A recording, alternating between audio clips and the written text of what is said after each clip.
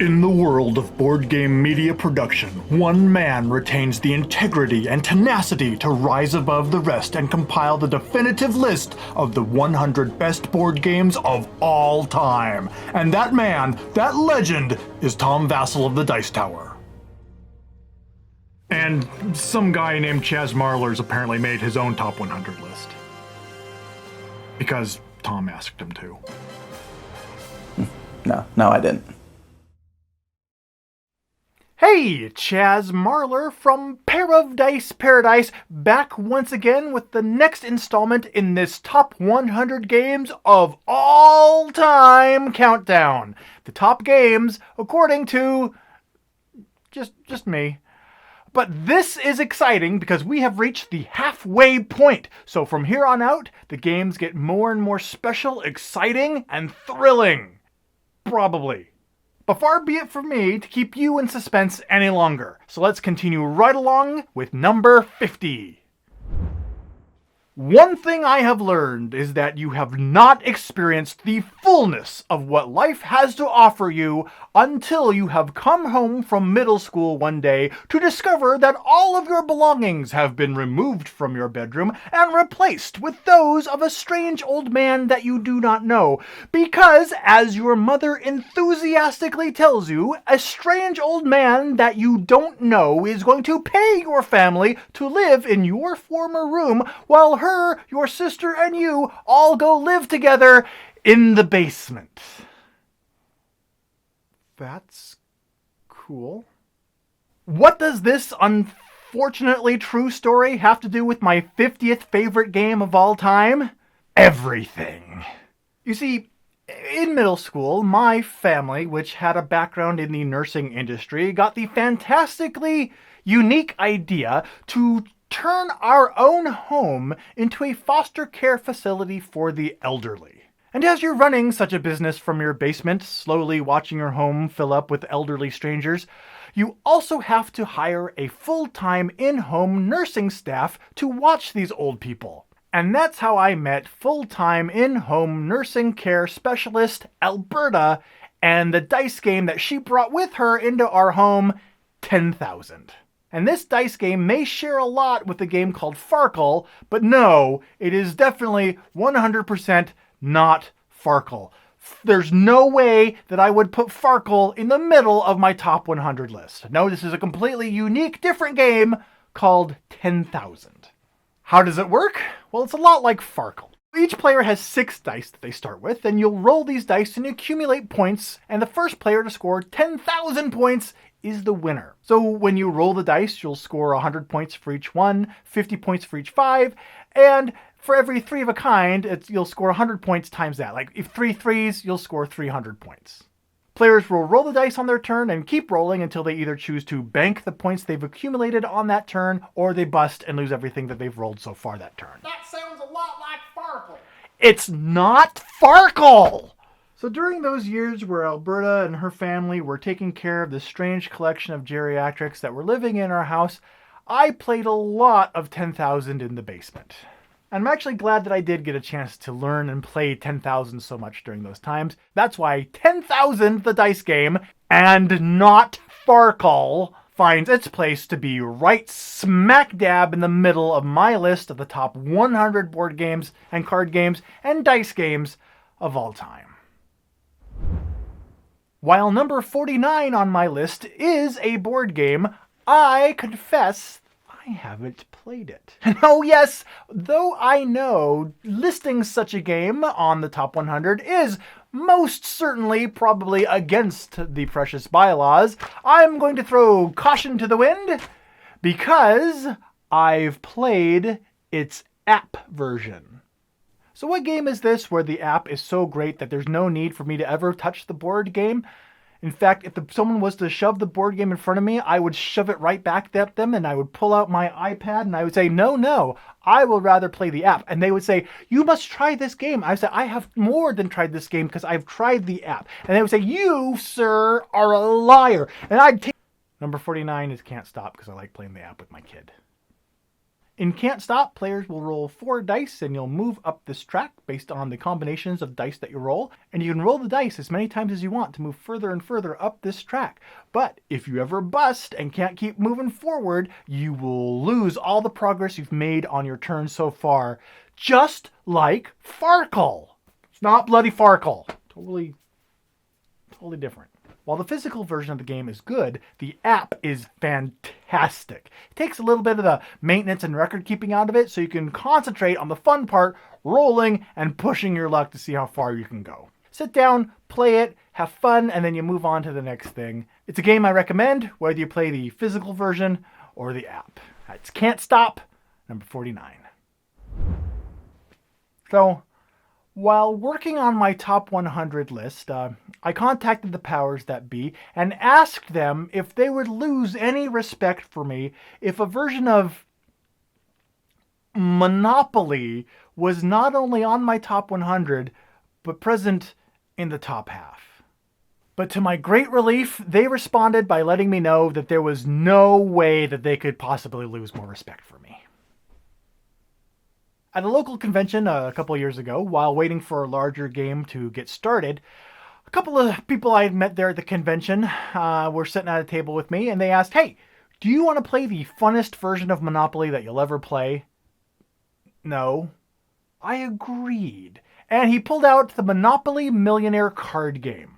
And this is a simple little card game where people are dealing out properties and making sets and playing action cards against each other. It has some set collection to it. It has some take that to it. And it was actually the funnest version of Monopoly that I've ever played. Possibly ever will play. And possibly am playing right now. Oh, what do you know? Now, Monopoly Deal actually comes in 2 different versions. The classic original Monopoly Deal, which a lot of people say is their favorite version of the game, but also Monopoly Millionaire Deal, which actually streamlines a couple of the rules and actually is the version that I prefer. So yeah, I gotta admit, those guys at the convention were absolutely correct. This is the best version of Monopoly anything that I have ever played, and I highly recommend giving it a try. Right there, Monopoly Millionaire Deal. Number 47 on my list is another little card game, this one called No Thanks. In No Thanks, the players are trying to accumulate the fewest number of points possible. And they're going to do this by collecting runs of cards and little chips. The cards are going to be positive points, and the chips are negative points. So you want to collect runs of cards that start with the lowest number possible, and you want to accumulate as many chips as possible.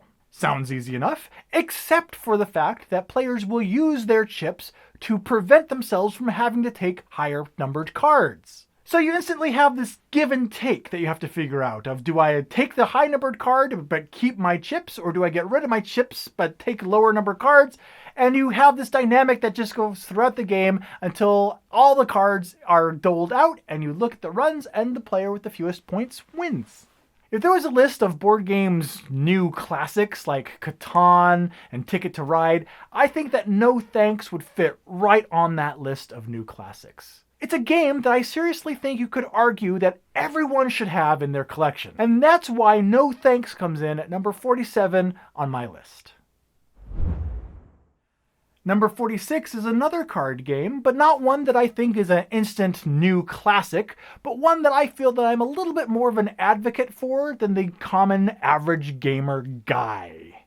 Number 46 on my list is this neat little card game called The Dwarf King. This is a game with a deck of cards that only has 3 different suits: red cards, blue cards, and green cards. But what really intrigues me about this game is that each round a different rule will be in play. For example, maybe green is trump, or the player with the most blue cards collected will win that round, or other stuff like that.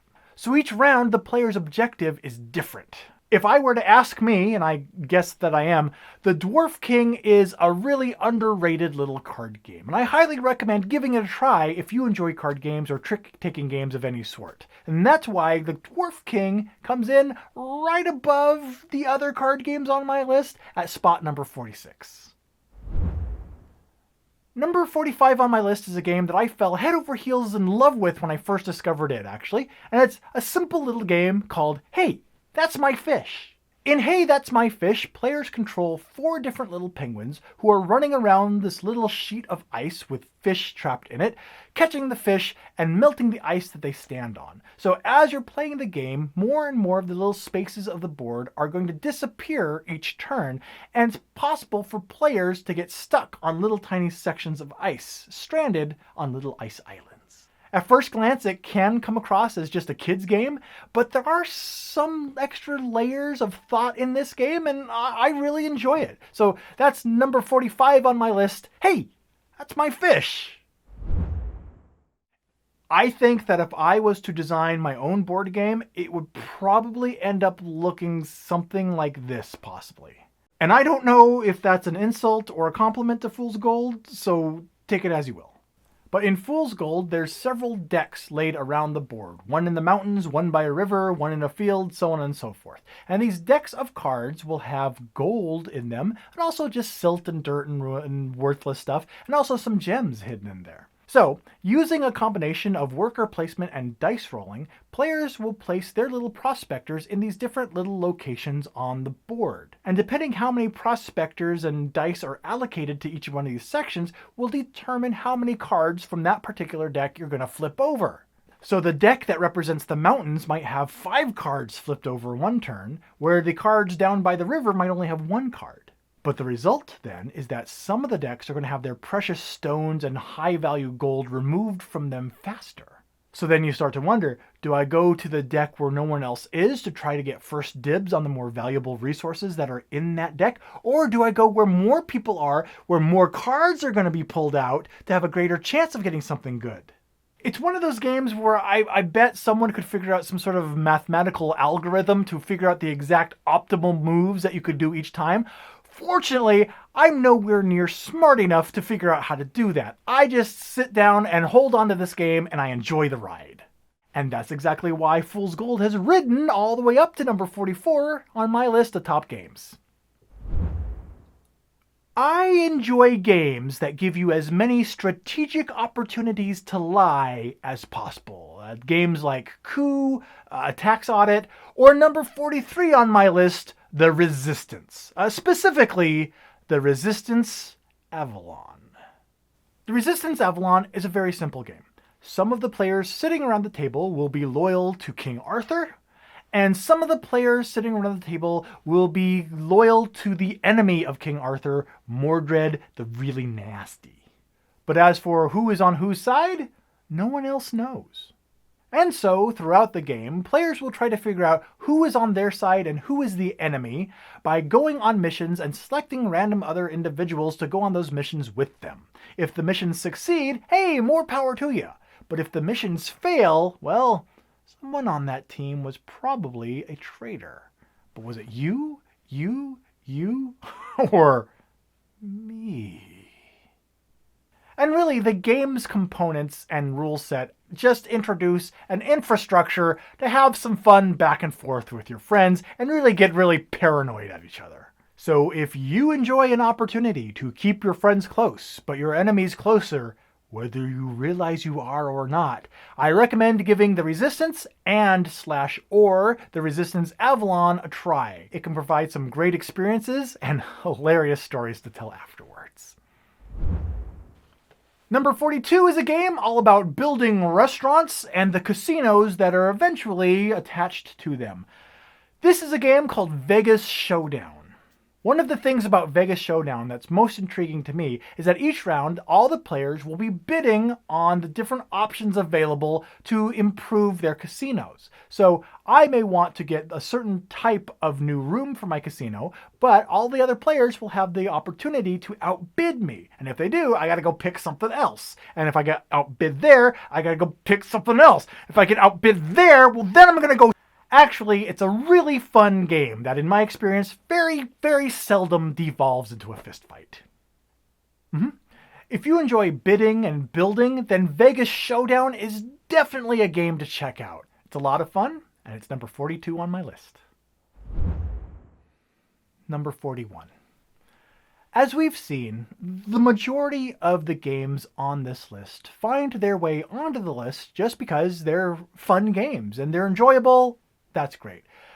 Other games, like the 10,000 Dice game, we've seen find their way onto this list because of the time and place in my life that they were introduced.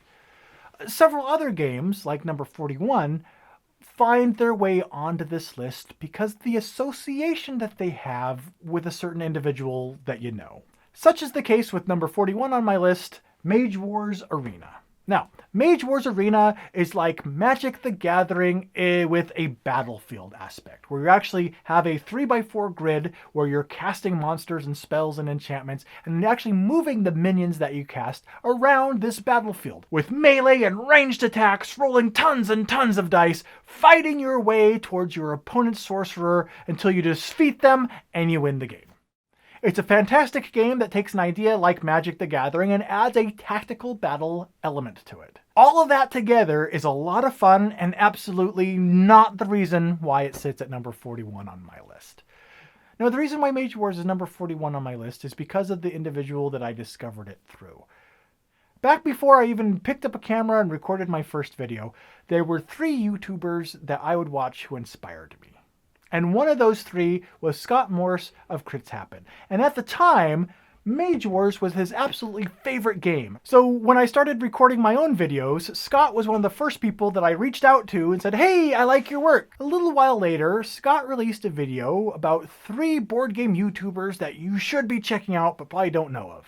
And lo and behold, Pair of Dice Paradise was one of those channels that he highlighted in that video. Then in March of 2014, still a total noob to the whole board game industry, I find myself able to go to the GAMA trade show. And I go there, I don't know anybody at all, except Scott.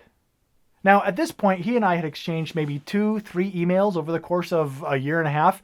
And I walk into the GAMA trade show, and I'll never forget, I turned the corner to where the rows of booths were, and there he was setting up his booth with Arcane Wonders at the time. And he stops what he's doing and comes over, gives me a huge handshake that turns into a hug, and welcomes me to the show, and goes out of his way to make sure that I feel as comfortable and welcome, and introduces me to people through the entire trade show. He didn't have to do that for me, but what's more, I soon discovered that he didn't do that just for me either. Everyone that came along was treated with the same level of respect and courtesy, no matter where in the industry they fit in or wanted to be fitting in. So as time went by, Scott's continued love of Mage Wars and his involvement working with Arcane Wonders itself forever solidified this connection that I have between him and this game. Scott has since left Arcane Wonders to become the president of Passport Game Studios. And then, just this last year, through a series of just staggering coincidences, an opportunity came along for me to start working with Scott at Passport. So what's the point I'm trying to make here? Well, I guess what I'm trying to say is between his encouragement in that original video, his hospitality at GAMA and the other trade shows we've been at, and his invitation, which has actually opened doors, which has allowed me to actually start working in the board game industry, I don't know what lucky star I wished on, but I will forever be grateful for the opportunities and the friendship that Scott Morse has presented to me. So thank you, Scott, for being nicer to me than I deserve. And thanks to all you watching. And I'll be back soon with another episode. Thanks so much for watching the Dice Tower videos. Find more great videos and reviews, as well as our top-rated audio podcast at Dicetower.com. You can also find other great shows at Dicetowernetwork.com. I'm Eric Summerer, and you've been watching The Dice Tower. The Dice Tower is sponsored by Cool Stuff Inc., where you can find great games for great prices. Cool stuff in stock. Check them out at CoolStuffInc.com. Number 49 is a board game. Sure, probably. And how can I list a board game that I haven't played on my top 100 games of all time list? The answer is simple. I'm not very good at this. Actually, that's what I wanted to reply. In reality, I didn't really hear what they said, so I just smiled and nodded and handed them my wallet. And the gentleman pulled out the Monopoly and that's when he pulled out the Monopoly and so, curiosity, in no thanks, players are trying to collect I'm going to go try to get Dwarf King to the table right now. No, I'm not. I'm recording a video. Games like... what? What's a game? Number 41 on my list is Mage Wars. Yay! The end.